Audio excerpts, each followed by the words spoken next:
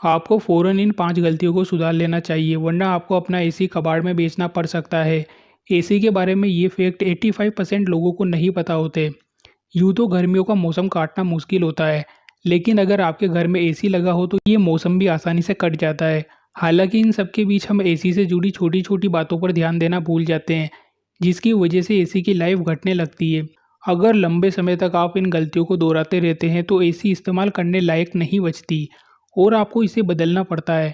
फिर इसकी वैल्यू कबाड़ जितनी ही हो जाती है। आइए जानते हैं कि एसी से जुड़ी वो कौन सी गलतियां हैं जिन्हें आप सुधार सकते हैं। फर्स्ट है एसी का फिल्टर साफ नहीं करना। कई लोग एसी फिल्टर को लंबे समय तक साफ नहीं करते हैं। ऐसे में फिल्टर पर धूल जमने से एसी का एयर फ्लो कम हो जाता है।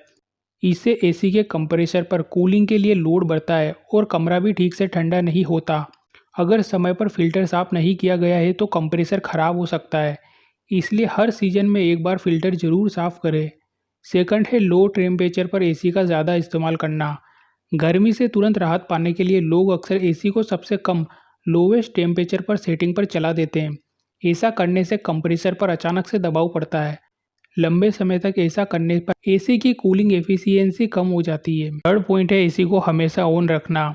कई लोगों में घर से निकलते समय बिजली के उपकरण स्विच वगैरह को बंद करने की आदत नहीं होती है। वे एसी के साथ भी ऐसा ही करते हैं। एसी ठीक से काम करे इसलिए उसे कुछ देर का आराम देना ज़रूरी है। फोर्थ पॉइंट है एसी चलाते वक्त खिड़कियों और दरवाजों को खुला छोड़ना। एसी की कूलिंग अच्छी हो इसलिए ज़रूरी है कि एसी चलाते समय कमरे के दरवाजे और खिड़कियां बंद रहे। दरवाजों के खुले रहने पर एसी की हवा बाहर निकलती रहती है और कूलिंग अच्छी नहीं हो पाती। इससे एसी पर लोड भी बढ़ता है और ख़राब होने की संभावना भी बढ़ जाती है। फिफ्थ पॉइंट है फ़ैन का उपयोग न करना।